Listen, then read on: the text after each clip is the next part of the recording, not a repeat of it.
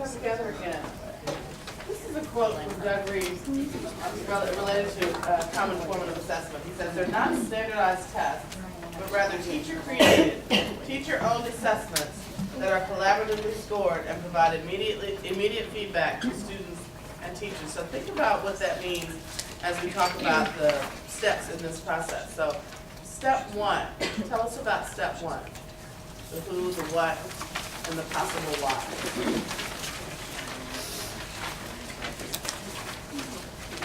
Haven't heard from that table back there and the volunteers back there.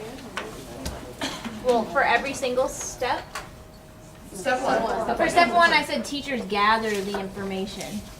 So they have to actually give formative assessments and that are aligned with the standards, and so they have to gather the information first before they know where they need to go. What information are they going to gather? In here it says that it goes with the content, so they need to assess their content standards to ensure each standard is addressed in a meaningful way. So the teachers have to be familiar with their content and expectations. So it says that they just need to assess it basically says they need to assess the grade level standards. Right. So the first step in this process is to know your standards, know the curriculum. You have to know what it is the kids need to know, understand, and be able to do in order to be successful and efficient. So we have to have absolute clarity about what the targets are for the kids. We have to know that curriculum. Specifically, referenced in that stage, I believe, is the pacing guide. So we have to know where, not just what they need to know, but we also have to have a picture of when these things are going to bubble up, or when it is appropriate to provide or to have an assessment of this sort. Which means we have to plan instruction such that when we arrive at that point, our kids are ready to be assessed. So there's a lot of a lot of stuff to know. Who needs to know? Obviously we do. The instructors do. What do they need to know? They need to know backwards and forwards, or we need to know backwards and forwards what it is the kids need to know, understand, and be able to do. Why is this important? So you cover it all. Absolutely. Because you have to cover it all. And I know, you probably know better than I know, exactly how many objectives are sitting in Synergy right now waiting for you to love and kiss them and, be friends with them. You know that number. It's not changing. Believe me, if we could, we would. But it's not changing. So we have to have absolute clarity about when the assessments need to be happening and what needs to be assessed.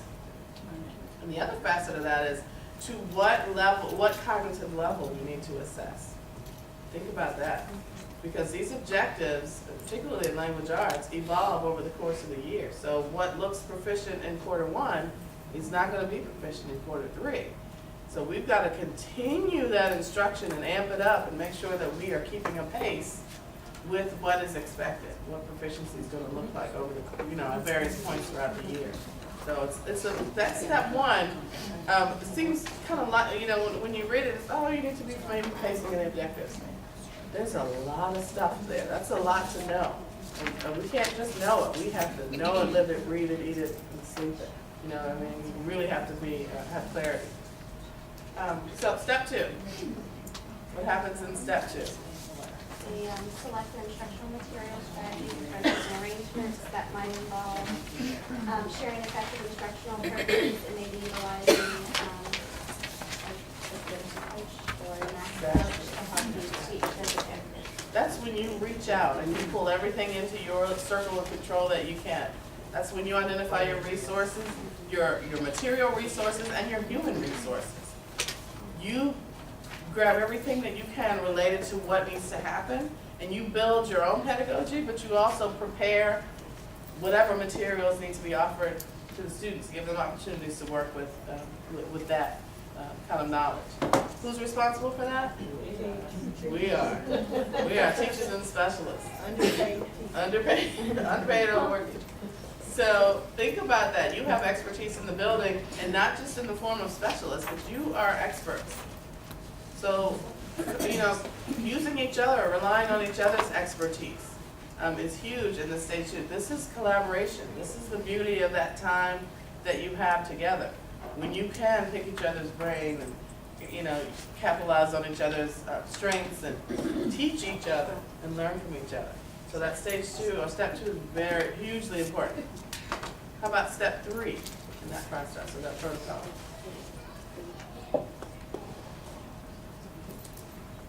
Sure. Because I feel like we do this a lot. The teachers create assessments that actually meet the standards, so sometimes we're faced with an assessment that doesn't quite align or ask them to do exactly what we want them to do or with the end in mind, so we have to adjust it. Yes. So we meet as a team collaboratively and we decide what we need to alter as long as it matches the standards. Absolutely. And that so takes we a have lot to of design time. aligned assessments.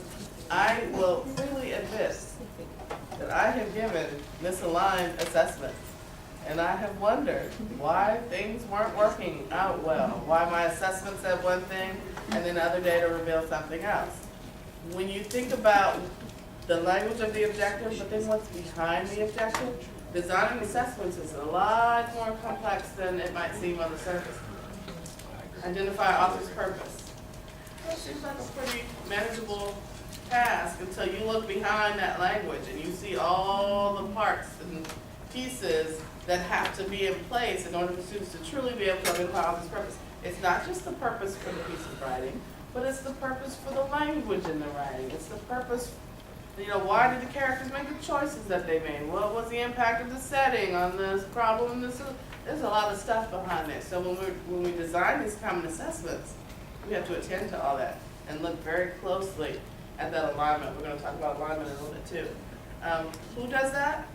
We do. But think about when, again, in collaboration. It's so much easier if 5 of us do the work as opposed to each of us doing the work and the work happening 5 times. So think about that, how we can come together and develop these common assessments. Because in that conversation, we all gain clarity about what's being assessed, which helps us with our feedback, which is the next part we're going to talk about in a minute. It helps us understand how to grow the kids. If we fully understand the objective, then when our students have misconceptions or they make mistakes, we know what the right course is. We know what's supposed to be happening, so we can tell them how to build in that way, in whatever way they need to build. Okay? Was that step 3? Okay, step 4. People are on fire back here, okay? I will do it. Step 4 is where you're actually getting together, you've scored the test, and you're coming back together as a grade level, and you're talking about the results of that test and why students did well, why students may have, some students may have done poorly, and you're really looking at the different items on the test and figuring out, if it had to do with your teaching. And not just at the score, which is what we used to do, but look at that item analysis. I think it's the SPEQ data. It's the big document that has like tons of data in it related to the SOL performance. But we can do that sort of analysis on any common assessment. We want to look behind the question and behind the student's answers. We look at things like the most common wrong answer choice. Because what does that tell us? If 30% of the kids get the same wrong answer, we probably said something or did something in instruction that led our students to think that that was the right answer. So that helps us in our practice. You know what I mean? It's not just them. We own some of this too. So, 70% of the kids get it right. Say, oh, well, I did a good job. But there's 30% of the kids out there who didn't get that thing or got the wrong message from whatever we said or did. And so we need to address that instructionally. We really need to attend to that. Those are conversations we have when we look at that assessment data in collaboration. We look at the children's work. We look not just at what they got right, but what they didn't get correct. And we think about what we can do to scaffold them, but also improve our instruction. And step 5.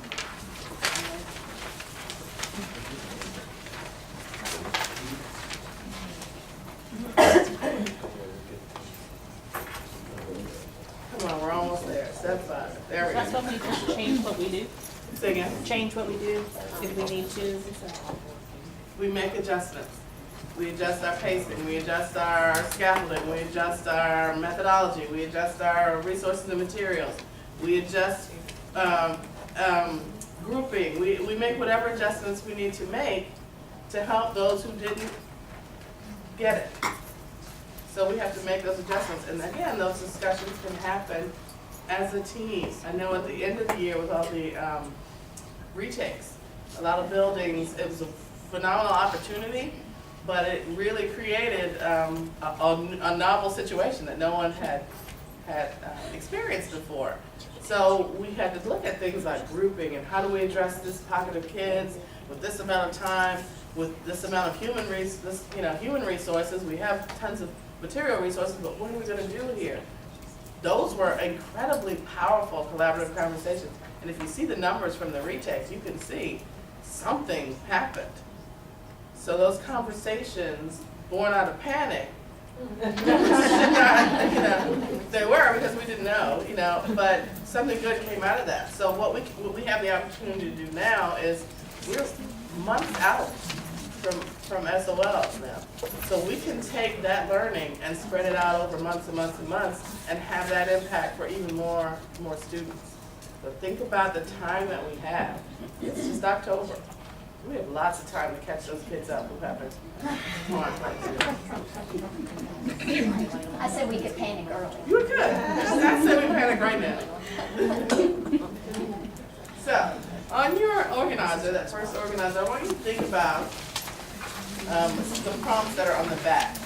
There's 7 prompts related to formative assessment. So think about them and reflect on the role of formative assessment in your practice. Jot down your thoughts, questions, examples, or goals related to each of those prompts. Nothing fancy, just jot them. After that, you're going to discuss those with your peers, your table group. And then we're going to develop some grade level goals related to formative assessment. So take about, this is going to be the fastest reflection of all time, take about 6 minutes. If they're not with their grade level, we want to be with their grade level. Oh, yes, I'm sorry. If you could, if you're not with your grade level, if you don't mind just slipping around just for the next little piece. So we'll take about 4 minutes for you to do your. Yeah, I'm going to say, I was just writing for the first one. You're writing first. There's not going to be much room there. So I'm going to write first.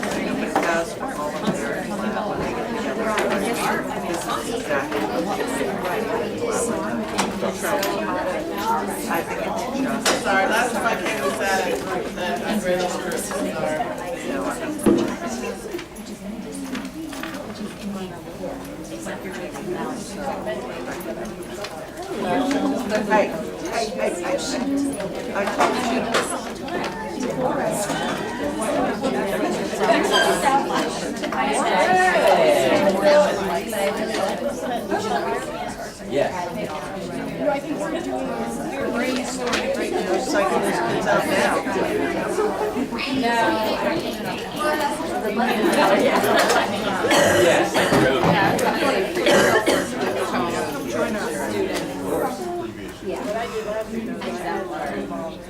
So the first phase is you self-reflect. So think about your own practice. Then we're going to come together as a grade level and talk about. So do it yourself first. And then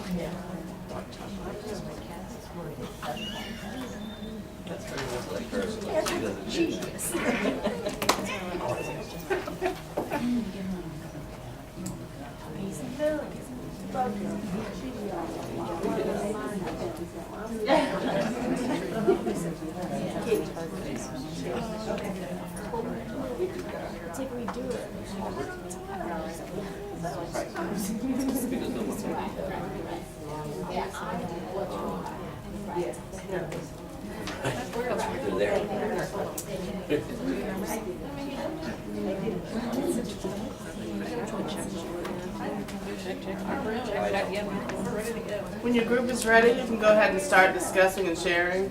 That's the third step. You're gonna go back. Second step.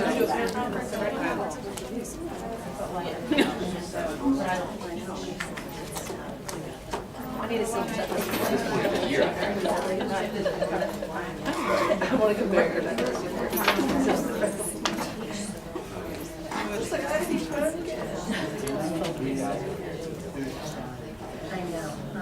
Was she out there? She's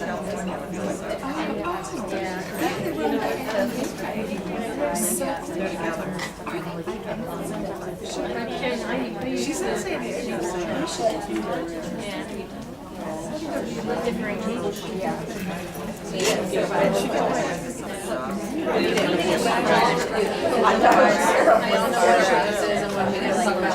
That's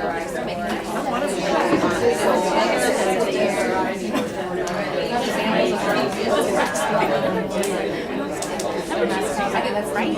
I'm an artist and I don't choose How did you have that?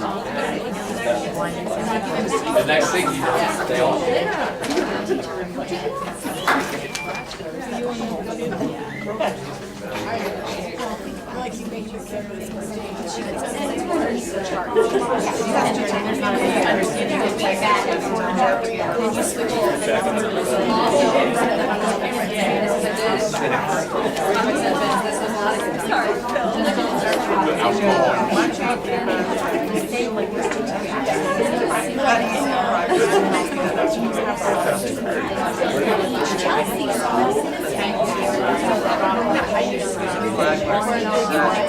Sometimes she's right.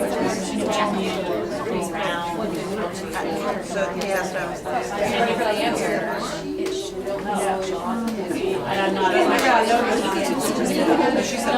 Can you explain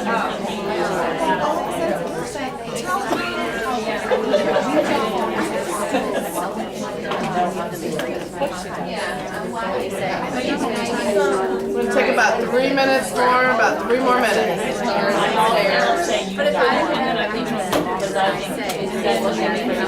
I was still using Sarah's. Like I still use Sarah's. I can't say a lot of reasons, but I really like that.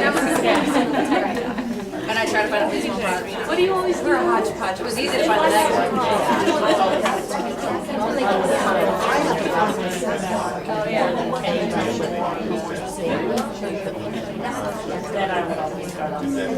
What's your discipline? Pick colors for your visualization.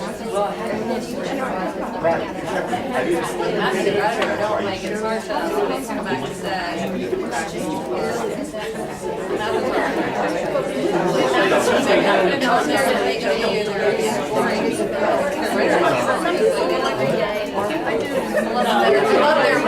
and answers may vary.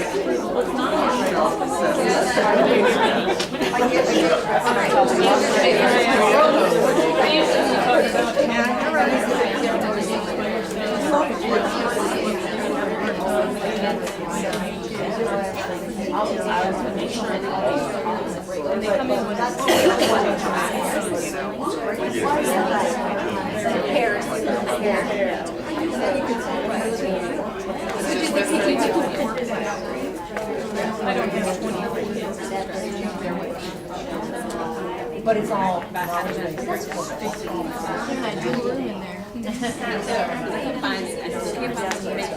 being a writer, what happens?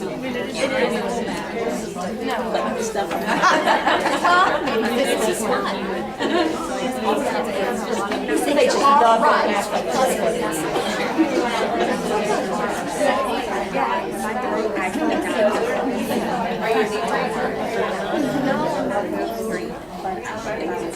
I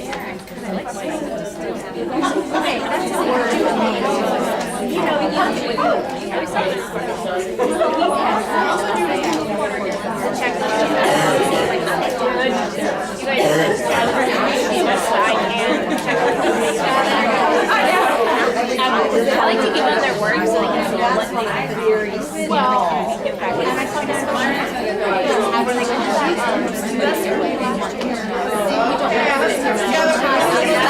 At this point,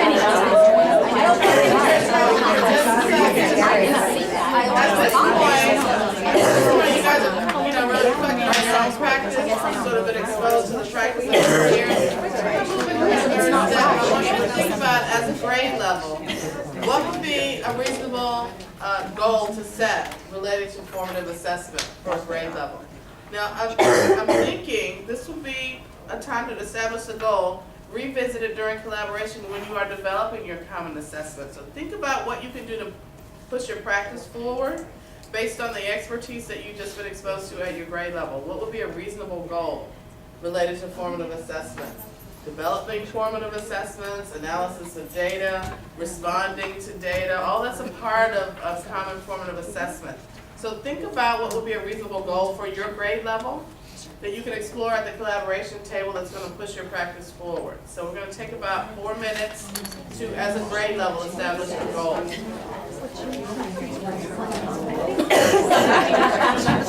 Have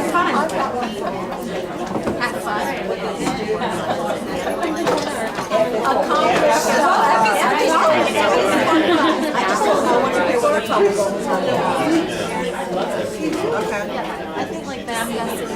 Yeah. Are you ready?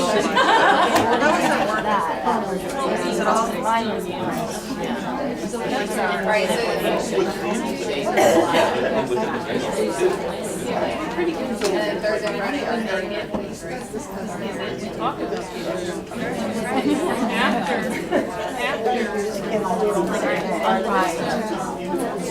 I think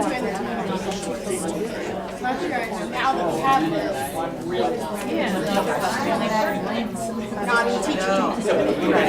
like transferring a portion of just knocking my door and analyze our data, it's then getting it back to the kids around. They're going to understand what I should.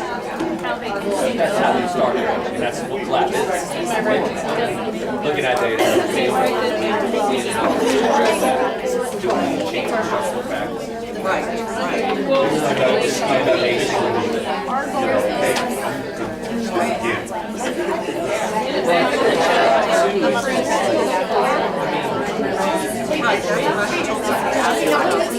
If all of us are looking at sometimes you all notice that. what did you accomplish?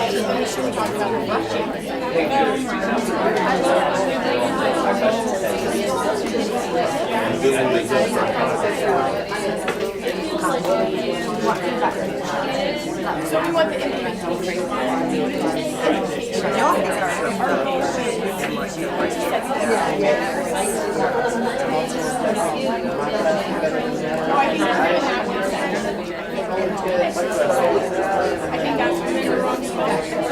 I think we jumped ahead. I think that's when we're they wrote, we should be listening to you a lot.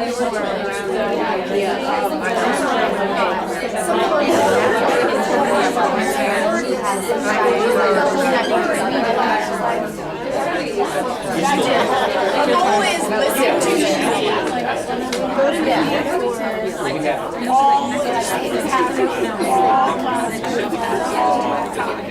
We are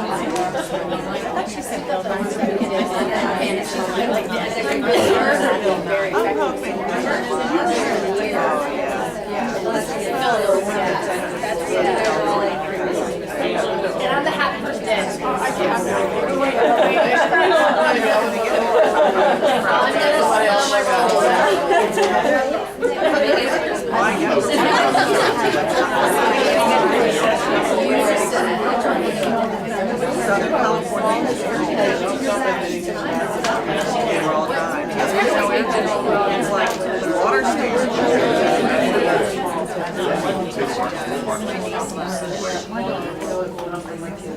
think what you said is just making a grade, like sit All down. right, so let's talk about kindergarten. First kindergarten.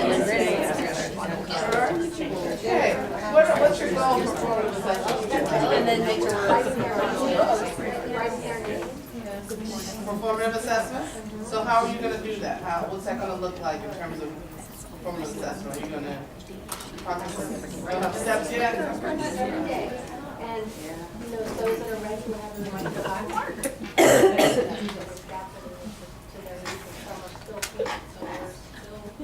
So that will be the content of the assessment. What are you gonna do when you bring that data back to the table? What are you gonna do with it, or how are you gonna respond to it?